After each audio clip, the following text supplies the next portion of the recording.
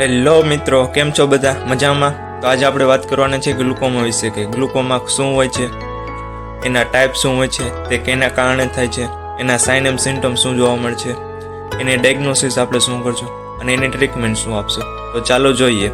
હજી સુધી તમે મારી ચેનલને સબસ્ક્રાઇબ ન કરી હોય તો મારી ચેનલને સબસ્ક્રાઇબ કરો અને નર્સિંગ રિલેટેડ વિડીયો ગુજરાતીમાં જોવા માટે જલ્દી બેલ આઇકનને દબાવો અને સબસ્ક્રાઇબ કરો.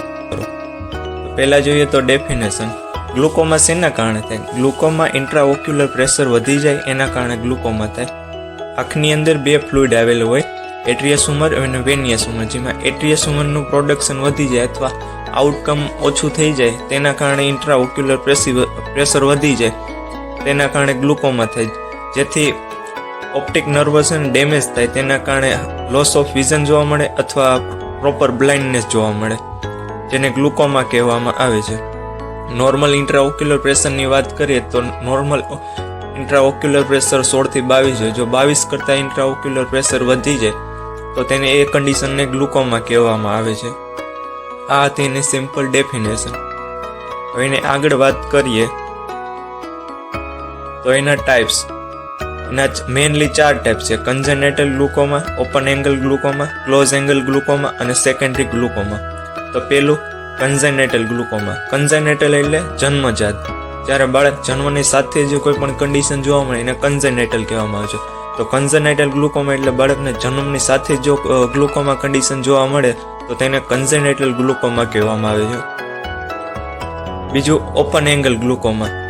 જે ઓપન એંગલ ગ્લુકોમા એટલે જે ઇન્ટ્રાઓક્યુલર પ્રેશર અથવા વેનિયસ હ્યુમરનો જે આવવાનો રસ્તો હોય એ ઓપન હોય એટલે જેને ઓપન એંગલ ગ્લુકોમા કહેવામાં આવે છે.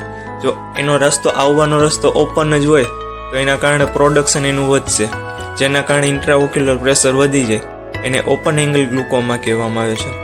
પછી ક્લોઝ એંગલ ગ્લુકોમા, જેમાં વેનિયસ હ્યુમરનો જવાનો રસ્તો હોય એ નેરો હોય અથવા સાંકડો હોય, જેના કારણે જેટલો આઉટફ્લો થવો જોઈએ ન થાય, એના કારણે પણ ઇન્ટ્રાઓક્યુલર પ્રેશર વધી જાય. જેમ કે હાર્ટની અંદર સુપરિયર વેના કહેવા અને ઇન્ફિરિયર વેના કહેવા જેટલું બ્લડ જ્યાંથી આવે છે એટલું જ આમાં પાછું એરોટા દ્વારા બહાર જાય છે. જો એરોટા દ્વારા બહાર ન જાય તો હાર્ટની અંદર ફ્લુઇડ જમા થઈ જાય.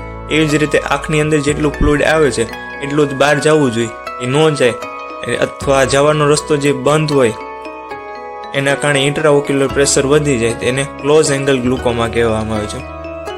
પછી ચોથું સેકન્ડરી ગ્લુકોમા એટલે આંખની અંદર કોઈ પણ ડિઝીઝ પહેલાથી જ હોય એના કારણે જો સેકન્ડરી ઇન્ફેક્શન તરીકે ગ્લુકોમા કન્ડિશન ડેવલપ થાય તો તેને સેકન્ડરી ગ્લુકોમા કહેવામાં આવે છે.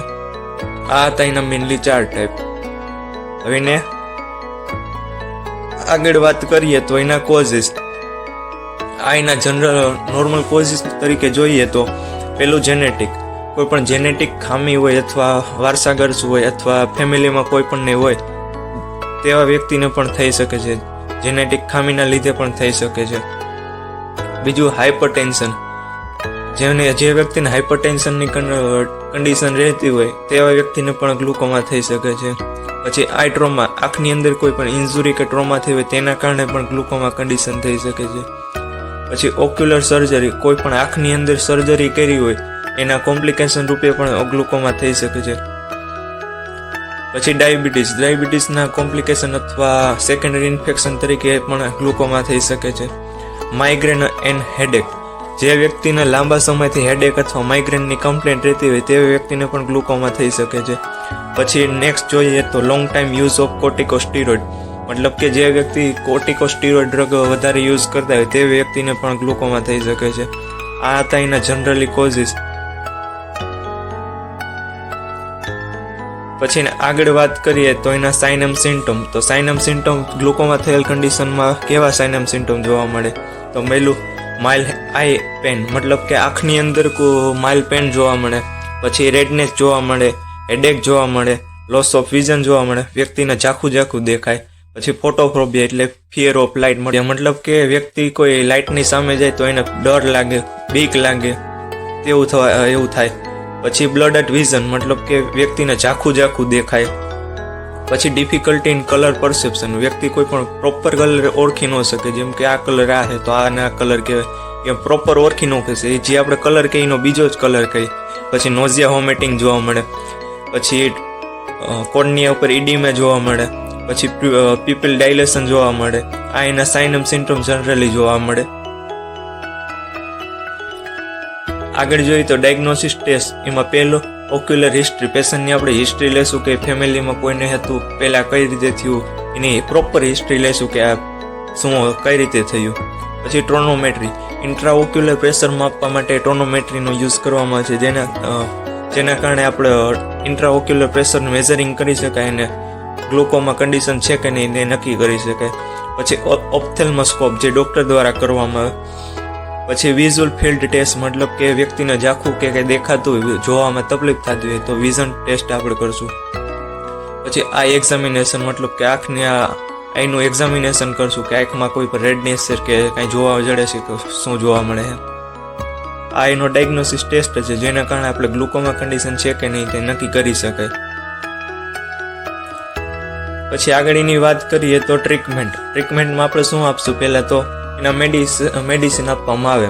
તો કઈ મેડિસિન આપવામાં આવે? તો પહેલું બીટા બ્લોકર, જે એટ્રિયસ હ્યુમર જે આંખની અંદર પ્રોડક્શન થાય, જો એનું પ્રોડક્શન વધારે થતું હોય એના કારણે પણ ઇન્ટ્રાઓક્યુલર પ્રેશર વધી જાય. તો બીટા બ્લોકર છે એનું પ્રોડક્શન ઓછું કરે તેવી કઈ ડ્રગ છે?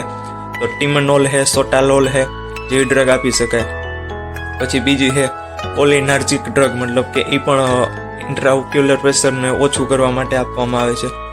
એમાં કઈ ડ્રગ આપીશું? તો પિલોકાર્પિન છે, જેવી ડ્રગ આપી શકાય. પછી ત્રીજું કાર્બોનિક ઇન્હિબિટર, મતલબ કે મિટાઝોલામાઇન છે, એ ડ્રગ આપી શકાય.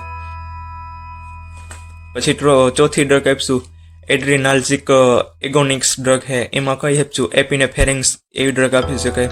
અને પાંચમું મોસ્ટ ઇમ્પોર્ટન્ટ, જે કોઈ પણ બોડીની અંદર ફ્લુઇડ વધારાનું જમા થતું હોય એને ઓછું કરવા માટે આપણે ઓસ્મેટિક ડાયુરેટિક ડ્રગ આપી છે, જેમાં જેવી કે મેનિટોલ છે, જે આંખની અંદર કે કોઈ પણ બોડીની અંદર ફ્લુઇડ વધારે જમા થઈ ગયું ત્યારે ડાયુરેટિક ડ્રગ આપી, મતલબ કે યુરિન ફોર્મેશન દ્વારા બહાર નીકળી જાય. પછી એની સર્જરીની વાત કરીએ તો એમાં મેઇનલી બે ટાઈપની સર્જરી કરવામાં આવે છે.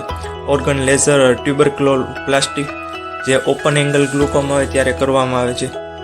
બીજું લેઝર ઇરિડોટોમી, મતલબ કે આઈરિસ હોય છે એમાં હોલ ફોર્મેશન કરી અને વેટ્રિયસ હ્યુમરનું જે ફ્લુઇડ ફોર્મેશન વધી ગયું હોય એને ઓછું કરવામાં આવે, ડ્રેનેજ કરવામાં આવે, જે ક્લોઝ એંગલ ગ્લુકોમામાં કરવામાં આવે છે.